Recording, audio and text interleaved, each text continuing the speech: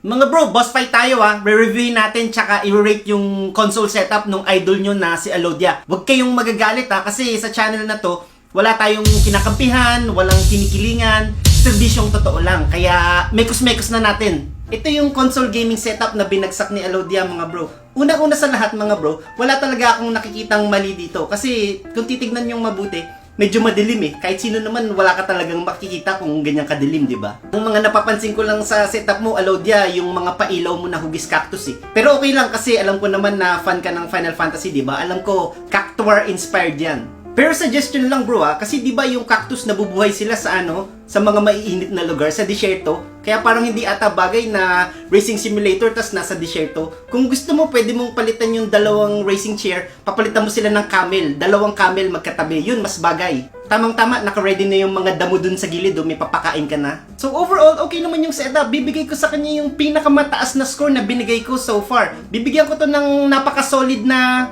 2.8 out of 10. Kung meron sanang dalawang camel tsaka mga konting buhangin, bibigyan ko to ng 2.9. Pero ngayon, 2.8 out of 10 muna. Yun lang muna mga bro alam ko naman phase 1 lang to kasi di ba yung mga boss fight merong phase 2, phase 3, tapos this is my final form. Yan, mukhang Alodia, naglalatag ka lang ata ng patibong Pero kakagating ko yung patibong mo. Pag ready ka na mag phase 2, lapag mo lang, okay?